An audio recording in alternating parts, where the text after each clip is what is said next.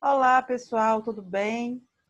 Estamos trazendo hoje o vídeo semanal da Lapidar, com informações importantes a respeito das interações entre alimentos e medicamentos antimicrobianos.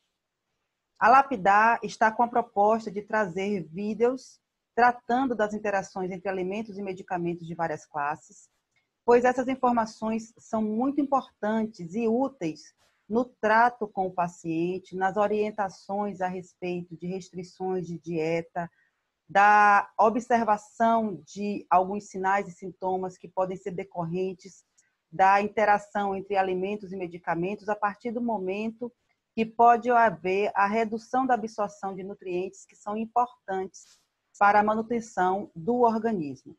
Por esse motivo, estamos trazendo hoje a interação entre alimentos e medicamentos antimicrobianos. Há 15 dias atrás, nós publicamos com medicamentos no tratamento da hipertensão. E, a partir de agora, nós vamos lançar alguns vídeos tratando dessas interações.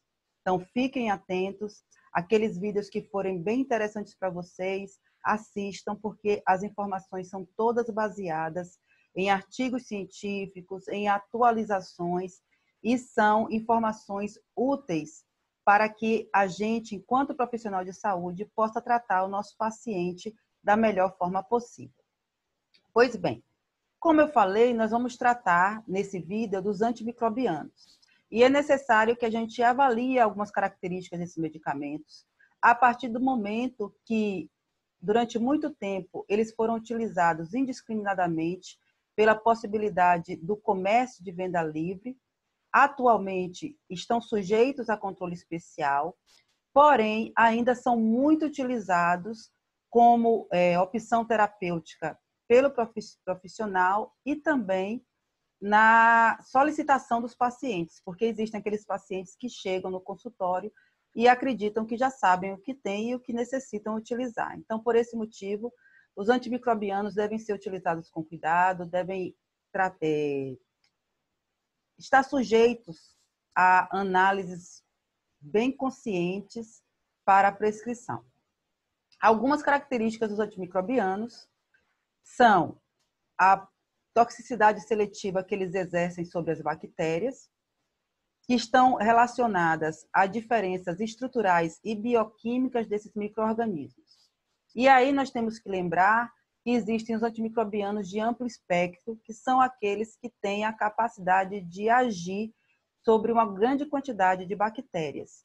E existem aqueles antimicrobianos que têm um espectro mais estreito, que são aqueles que têm uma especificidade por determinadas espécies. De uma forma geral, a ação do antimicrobiano em relação à infecção bacteriana pode ser através do efeito bactericida, que é a capacidade que esse medicamento tem de causar a morte do micro-organismo. E nós temos como exemplos as penicilinas e as cefalosporinas. E também temos o efeito bacteriostático, que às vezes é mais complicado de entender, mas é basicamente a capacidade que esse antimicrobiano tem de reduzir a capacidade reprodutiva do micro-organismo e, consequentemente, fazer com que o sistema imune atue combatendo a infecção. E alguns exemplos deles são as sulfonamidas e tetraciclinas. A seleção de antimicrobianos pelo profissional de saúde deve ser uma tomada de decisão baseada em algumas questões e alguns procedimentos. Pois nós sabemos que um dos grandes problemas que existem relacionados ao uso indiscriminado dos antimicrobianos é a resistência bacteriana. Esse foi um dos motivos que levaram a Anvisa a transformar esses antimicrobianos em medicamentos sujeitos a controle especial, pois o uso discriminado estava diretamente relacionado à resistência bacteriana. Então, o ideal na seleção de antimicrobiano é que o profissional solicite a realização do antibiograma, que é um teste, um exame, que tem a capacidade tanto de identificar a espécie, quanto de verificar a sensibilidade dessa espécie aos antimicrobianos, causando assim uma seleção efetiva do antimicrobiano para a bactéria. Porém, existem algumas situações em que ocorre a impossibilidade da realização desse antibiograma no primeiro momento, já que é um teste que demora um determinado tempo para ficar pronto, a partir de 48 horas, e por esse motivo, o profissional ele deve tomar a decisão baseado na sua expertise ou em protocolos clínicos que estejam implantados no setor de saúde no qual ele trabalha, para que o paciente não passe mais esse período com a infecção sem nenhum tipo de tratamento. Essa expertise ela está respaldada na área afetada, que pode indicar qual a espécie bacteriana que está causando o problema, bem como na utilização de um antimicrobiano de amplo espectro, porque se tem a intenção de combater uma quantidade maior de bactérias, ele está associado a esse uso. Porém, a utilização desses medicamentos de amplo espectro está diretamente relacionada à resistência bacteriana e, por esse motivo, esse tipo de escolha deve ser evitado sempre que possível. Pois bem, geralmente, a administração de medicamentos deve ser feita em jejum, a estômago vazio, né? Entende-se como jejum o período 30 minutos anterior à próxima alimentação ou o período após 2 horas da alimentação com água, para que não haja interferência dos alimentos em relação à tomada dos medicamentos, já que se sabe que existe uma grande quantidade de medicamentos que tem uma interferência direta dos alimentos. E em relação aos antimicrobianos, já se tem as informações de que a sua associação com alimentos vão causar uma redução da absorção tanto do medicamento quanto de nutrientes indispensáveis para o funcionamento correto do organismo e que estão presentes nos alimentos e, por esse motivo, devem ser monitorados com cuidado. Porém, os antimicrobianos, eles têm como característica causar um desconforto gastrointestinal severo, inclusive causando náusea, vômito, dores. Então, por esse motivo, é que sugere-se que eles sejam administrados junto com o alimento. Porém, é necessário que os profissionais eles tenham consciência e a informação de quais os alimentos podem ser utilizados, pois a interferência desses medicamentos nos nutrientes podem gerar outros problemas, além da infecção bacteriana que o paciente apresenta. Como exemplo, é uma prática comum se ouvir a utilização da administração de antimicrobianos e alimentos em conjunto, principalmente o leite, porque culturalmente as pessoas têm a falsa sensação de que a administração do leite vai reduzir o desconforto gastrointestinal. Porém, essa é uma prática que deve ser desestimulada a partir do momento que nessa administração conjunta pode ocorrer a redução da absorção do medicamento e também de nutrientes como cálcio, ferro e magnésio, que são nutrientes indispensáveis para o organismo humano.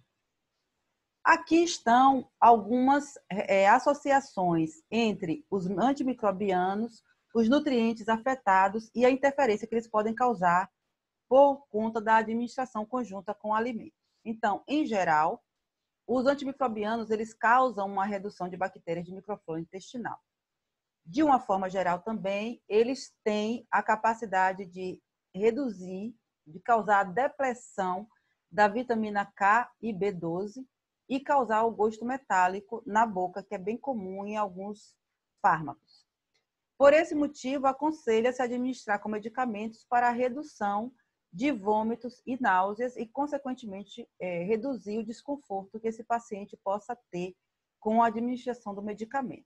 Porém, existem algumas situações específicas que devem ser avaliadas, como, por exemplo, a utilização de ciprofloxacina, ofloxacina, norfloxacina podem causar uma depressão de ferro, cálcio e magnésio. E, por esse motivo, não é indicado que esses medicamentos sejam ingeridos com alimentos que contenham esses micronutrientes. Cloranfenicol causa a depressão de ferro, ácido fólico, riboflavina, vitamina A, B6 e B12. Então, deve ser administrado com cuidado. Inclusive, existem situações que, mesmo que o antimicrobiano cause depressão, não é aconselhável que se faça a suplementação desses micronutrientes. É necessário que seja feito um acompanhamento e que sejam tomadas medidas após a administração.